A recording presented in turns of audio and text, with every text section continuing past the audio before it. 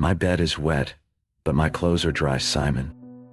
I always wake up at the same time each morning, 7 a.m. every day to get ready for school. Usually it wasn't a problem. I would get up and make my bed with nothing out of the ordinary. Some time ago now, maybe a week ago or so, when I went to push myself out of my bed, there was a warm, almost sticky, wet spot that my soft hands squished deeper into the fabric. I used to be a bedwetter. It was so bad I didn't stop using diapers until recently. So these so warmly called accidents by my mother were nothing out of the ordinary. But this time, it was different. I never sleep in the nude. I don't like how the fabric of the duvet feels on my privates, so I always wear baggy boxer briefs to bed now after I switched over from the soggy underwear I used to wrap around my waist. When I got up standing beside my bed and was about to go down the stairs and tell my mother about another of my childish mistakes, I felt it, or felt the lack of it. I was dry. I felt all over my body to feel any signs of moisture, but there was nothing at all.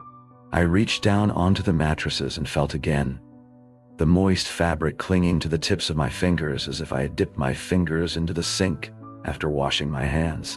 I went to go tell my mother, and as I was telling her about how I thought it was weird, she just cut me off in her haste of the morning and told me to get a change of clothes and she would make the bed before leaving for work. Not thinking much of it, I went about my day thinking nothing of it at first. There were multiple possibilities one could think of for how it would happen. Maybe a pet or a leaky roof, but we don't own any pets.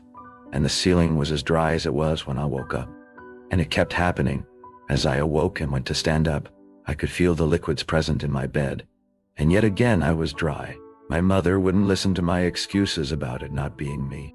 She probably thought I was just making things up to not seem so childish when I was supposed to be more grown up. It didn't happen every night, but it just as well might have. I grew tired of it happening. So one night I decided I wasn't going to sleep. I would stay awake to figure out what was making my mornings a wet nightmare. I tried to stay awake with all my might, but still I could feel the night wrapping around me, and sleep was around the corner. I heard it from just under my bed, a faint voice calling from the darkness that surrounded it. "Sleep, my sweet prince." And then the night fell over my eyes, and I drifted to sleep. As I awoke, I felt my bed. It wasn't wet. In my morning haze, I remembered the words I had heard during the night and went to check under my bed. There was nothing. But as I went to open my bedroom door, my feet felt it, from the moist carpet seeping into my socks, the all too familiar moisture.